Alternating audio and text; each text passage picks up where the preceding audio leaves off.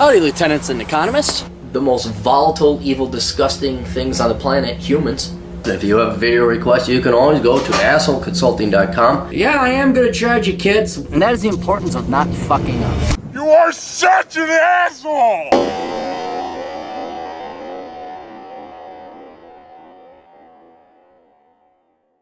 The old captain here, and the captain, you might want to get used to this low resolution, poor, non-HD quality, because I pissed away 3 days of my life looking into higher resolution, and you guys are insane, because not only do you have to upgrade your camera, you have to upgrade the computer to render 1080 by 1920 DP, and I've learned a whole new world of stuff that I just don't want to learn about.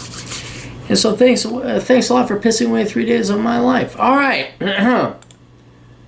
A man writes, Dear Aaron, I have a 17-year-old tutoring student who I have worked for almost 7 years. So he's been working with this kid since he's been 10 years old. He's a bit of a younger brother figure for me.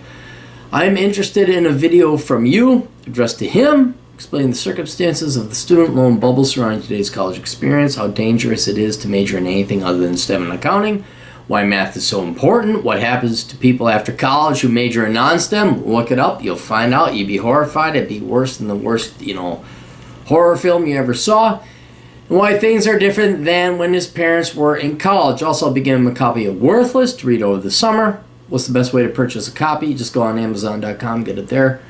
Finally, the young man had some unique qualities that I omitted here for brevity's sake. Perhaps a follow-up email outlining these is warranted. Please give me a quote. So I'm going to try to keep you guys anonymous as possible. All right. This kid... Oh, thanks for the reply. Just submitted money, blah, blah, blah. Would like a video response addressed to Alexander. All right, so that's his fake name. When addressing, I trust your judgment, consider anonymous. He will describe the young man very bluntly below. All right, I'm gonna anonymize this. Alexander, he's gone to a private school for his whole life. His intelligence is slightly above average. GPA in the 3.0, SAT in the 1150. What's the GPA scores? Let's look this up. Let's do it now. SAT bell curve. Really? Can I just get the frickin' image? Okay, he's in the here's the SAT. Wait, 1100. What? IQ untested SAT 1150. Oh, there he is. Okay, all right, that's more. What's sad is a kid's drawing of the SAT score bell distribution is the most accurate one. Here, let's try this. Okay, so he's in the top third, top 25%. Average private school, not Ivy League material, certainly in the top quartile compared to all high school seniors. He neither hates school nor loves it. I wonder if he's just been challenged. That's really what I wonder. I truly do suspect every kid's IQ or SAT score or ACT score or GPA could be bolstered by a full 25% if you just didn't have teachers that sucked. If school didn't suck. Like, what if you actually had an invigorating, mentally stimulating environment instead of, like, dragging these kids like prisoners, and that's what they are. If you didn't have a prison-like environment, but an actually educational and inspiring environment, what would happen to these kids' IQs and IT? Because I believe there's, like, your IQ is your IQ, but what you would test at, if you're drugged out, dragged out, going to school, this is some 25-year-old school mom, like, I think Karl Marx is the greatest person ever. So I'm just going to assume his GPA and his SAT score is below what he's capable of. So yeah, quartile, but everyone could be busted up a quartile. He's smarter than the average bear, and significantly so, is what I'm going to estimate. Parents are wonderful, works hard, dad works hard, Making a lot of money. Oh, dang. Who dang diggly dangly. And still finds a way to make time for his family. That's a great dad. That's a great dad that he makes that much. He's that much of a workaholic, but he still finds time for that. Mom works equally hard raising 3 kids. Mom, dude, child rearing is a full-time job. I don't know why the feminists said that being a mom isn't a real job, but being a mom is a real job. Dedicated to well-being of. That's a dedicated mom. God bless her. God bless her. That's a wonderful woman. You know what? That'd be too weird. I was going to say, send me the address, I'll send her flowers, but that's just too weird. That's just too weird. Sounds like the mom actually is a real mom and loves her kids and actually wanted to raise the darn kids. What makes Alexander unique is extraordinary agreeableness. He is the quintessential good soldier. Polite, shows up on time, knows right from wrong, works hard, works motivated, extremely coachable. Sounds like great soldier material, frankly. He should go in. Alright, he's taller than me. I can't tell, I can't say what he is, but he's got athleticism and leadership abilities, young as it is. So now you see my concern. He is deferential to adults, especially as teachers, coaches, and parents. When he gets to college, the girls are going to chase him. The fraternities are going to want to get him to join. His English teachers are going to tell him how great a writer he is. His business major friends are going to ask him to come to parties 4 days a week. He needs to hear from a true asshole about the hard way and the really hard way, particularly as it pertains to learning math, as well as how the world is different now than was his parents went to college. Well, I think the biggest problem is not that it's not a generational issue that like when he went to college, his parents went to college. It sounds like he's imminently a blank slate, and not mindless, but because every 17-year-old kid is mindless. He just hasn't discovered himself yet, which no 17-year-old ever has. Your main concern is that he's not co-opted, and look, here's what your main concern is, and tell me if I'm wrong. You have this incredibly fine, high-quality raw material, and you're worried it's going to be forged into purposes that other people want, not what he himself wants. And you being a tutor and not the parents, this is a problem, one that I've faced several times, is that this isn't your kid. And it's good, I think this is kind of maybe a good, polite way to make sure the kid has independent thought, but you can't tell this kid what to do because it ain't your kid. But this is a good thing to do because asshole consulting is always a great way to spend money. So that's your primary concern. So it's not, like I suspected, I think he's capable of a lot more. No one's really pushed him that much. He's kind of like, meh. But then the other thing, he just sounds like this great kid who does what his parents tell him, what you tell him. He's in shape. He's very accomplished in high school. So let's go back to your original questions that you were asking, then I'll add my addendums. All right. I am interested in a video from you to address and explain the circumstances of the student loan bubble surrounding today's college experience. Okay, let's just address this one. He's not going to have to worry about student loan bubble because his parents are going to pay for it. If his old man's making that much, he ain't going to have to worry about that. All right? But the bubble that he still has to worry about is an issue of time. Most people worry about the student loan bubble in terms of finances. I took $100,000 out and I'm a regular schlep, and I got $100,000 of student loans, and you'll be 50, quite literally 50 by the time you pay that off. He doesn't have to worry about the financial aspect. What he does have to worry about is wasting 4 years minimum of his time in college. So what he has got to do is he's got to major, and this addresses the second point, is how dangerous is it to major in anything other than STEM and accounting? Horrendously dangerous.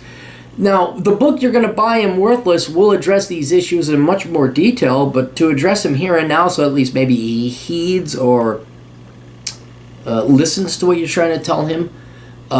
Yeah, kid, your tutor's doing you a huge favor. We don't want you to waste your 4 years of life. Dad's going to take care of the money. That's not worried. That's done and taken care of. Okay, you're very privileged in the literal sense not the political sense of that word, but you're quite privileged in that regard. But that doesn't mean you're not wasting your time. So you have 4 years of your life. Now, are you going to spend it on, dude, bro, business major, yo, what's up, I got my degree in business? Or are you going to like actually major in accounting, IT, STEM? And you know what? Let's try some Prince and Pauper type of stuff. Nothing wrong with you going to becoming a welder. It sounds like this kid has lived up to everybody's expectations of him, except for himself. And the problem is he's not going to be happy. Kid, you're not going to be happy trying to make everybody else happy. Now, there's nothing wrong with that. Nothing wrong with that. Your parents are wise. Your dad's very successful. Your mom sounds like a freaking saint. And your tutor sounds like a guardian angel who's trying to put you on the right path. But let's talk about you, kid. What do you want to do? Right now, you sound like a blank slate that everybody's telling you what to do, and it's great because you've had great tutors and parents and guidance counselors in there. But in the end, you can't take pure, great, high-grade raw material and just push it down the assembly line. Inevitably, in the human life, you got to figure out what you want to do. And I hate to tell you, Mr. Tutor guy who hired me out, maybe you should just take a year or two off and go do what he wants to do. Figure out who he is. Because so far he's been making everybody else happy. He hasn't asked himself the question, what does he want to do? Right now he's got great guidance and counseling, and I want to become a drug dealer. It's not going to happen like that. But while we can provide him all the guidance and logic and wisdom and like, don't major in this, major in that, major in that, inevitably this kid is a human being, and he has his own life, and he has every right to his own life. So he has to figure out, what does he want to do? And that is not an easy question to answer. A lot of people never answer that question. They die like, I should have done this. It takes a couple years to figure that out, minimum. So there's not, I know he's on the track to go and, he's this coach or that coach or this captain and that captain. He's got the great, blah, blah, blah, blah, blah. Maybe ask him, hey kid, what do you want to do? That's probably the most important facing this kid right now. Everything else is on autopilot. I mean, he's worked hard. He's going to go to school and blah, blah, blah. But what does the kid want to do? And I think what a great expenditure of his time, investment, not expenditure, investment of his time, would be to go online and figure out what he wants to do. Tune into Matt Tran's channel, Engineer Truth. See what it's like to be different. We can always give the advice of engineering, STEM, accounting, trades, blah, blah, blah, blah, blah, blah. But that doesn't inspire a passion in this kid. So this kid has to figure out what he wants to do. He's been doing what everybody else has told him to do, and to success, and I hope he's happy. But in the end, he's going to have to do what he wants to do. So, the student loan bubble he doesn't have to worry about from a financial sense. He does have to worry about it from an investment and time sense. I think we kind of know, you could tell the kid not to major in stupid stuff, the book will take care of it. What I'm more concerned about with this kid is whether or not he's going to be happy in life doing what he wants. And we're not talking they follow your heart and the money will follow. I'm going to major in non-profit trust fund, baby, dogs and puppy studies. No, he knows, but he's got to figure this out on his own. And I think it'd be okay if he just took a year or two off and didn't bother with school no more. And give the kid a little bit of breath. But he's going to have to, inevitably, he's going to have to go do something. Like, for God's sake, kid, don't join the Peace Corps. Don't join some bullshit, leftist, touchy-feely crap nonprofit. You're going to have to go do something, all right? But you should spend at least an hour a night researching stuff online, what you want to do with your life. That is reasonable, logical, and based in the real world. Not, I want to work at puppies and flowers, and I'm going to major in sociology and government crap. No, you got it within the realm of STEM and accounting. That's what you got to do. Why math is so important? It is important because that's what generates life. That's what advances things. What happens to people after college who major in non-STEM? Well, they go broke and they live miserable lives, and they're always begging and pleading for money. They will spend more time applying and begging and pleading for some modicum of a salary and a job than they would had they majored in engineering the first time. I mean, by 100 times the amount of labor and effort. And there's the hard way, which is majoring in STEM or engineering or accounting or the trades. And then there's the really hard way, which is majoring in the liberal arts. And then you're just going to have to go and remajor in something else that actually pays. So, I mean, you can just look that up on the internet. Now, here's the problem. Mr. Client Man, he's not going to have to worry about his dad's going to take care of him. He comes from a rich family. He's not going to have to worry about that. This is going to be more of a real question is, does he want to be a real man and produce something of value to society? So, the horrors that face people that major in non-STEM, non-trades, non-accounting, non-IT fields, for the most part, they are going to suffer and be in misery. This kid, he comes from a wealthy family. I don't think he's going to have to worry about it. And why things are different than when his parents were in college. Well, your parents are old, they're decrepit. If your old man watches these, he's probably like, hey, no, I don't know. Yeah, but they're old. And they thought like, come on, baby, light my fire. Don't do pot, kid, it's bad for you. I liked your mother. That's how you were born, kid. You were born by pot, probably. Parents were listening to the Doors. Make me higher! And then the guy died on a toilet. Look up the 70s artists. They weren't great, and they weren't exciting, and the Eagles sucked. And that's the truth. But like with anything in society, every market, every economy, every society changes over, God, your parents are 30 years older than you probably. In 30 years, yeah, things have changed. You need to major in the right thing. So I think your tutor has you covered on this aspect. I think this video has you covered in on this aspect. I think you're taken care of because you seem to be a smarter than average kid. I don't think you have to worry about it. I'm not worried about him majoring in the right thing, Mr. Client Man. And kid, I'm not worried about you majoring in the right thing. You're going to major in the right thing. If you don't, you're a freaking idiot. Don't major in business. Please don't major in accounting, a skill or a trade. What we got to do is take this kid and figure out what he wants to do. Has anyone asked him that question? What he wants to do? That would be my primary concern. With guidance and making sure, I want to help the children in Uganda. Frick you, kid. Nope, ain't going to happen. Nope, not going to happen. Because you're not going to help the kids over there. But what does he want to do? Let's go through the other stuff. Here's the thing. You said it right here. He's such a good soldier. Nothing wrong with doing a stint in the military. Look, this kid ain't going to starve. If his dad is that well off, this kid is not going to starve. I think a stint in the military would do him great.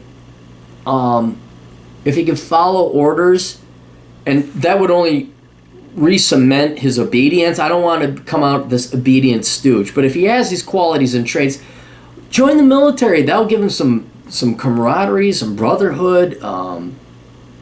It'll kick his ass. Although if he's on that team, he's probably already got his ass kicked. I don't think the military would be a bad idea for this guy at all. Go to ROTC, get a little bit of purpose. Because here's the problem. He comes from he's taken care of. His parents are taken care of. He comes from a privileged background. Well, what is a kid like that going to do? There's no point and purpose and value or meaning in life. This is going to give him meaning and value. He might make a damn fine soldier. He could become the next Patton. But he does this 4 years or 5 years, whatever the requirements are. He does his thing, hardens them up a little bit, and he says, military's not for me. And then he could go on and major in STEM. But if he already has these qualities and traits and he can follow orders, that is a perfect description of a soldier. My concern, though, again, is that he becomes his own man. And so I think while he has these qualities and traits of being the perfect soldier, why not capitalize on it? He'll get some benefits. I mean, it'll be moot in light of how much his father makes, but he'll get free ride through college. Maybe that's a goal he could set for himself. He doesn't have to take a penny from his father. I know this great, I hate to say great because she's such a fucking pain in the ass.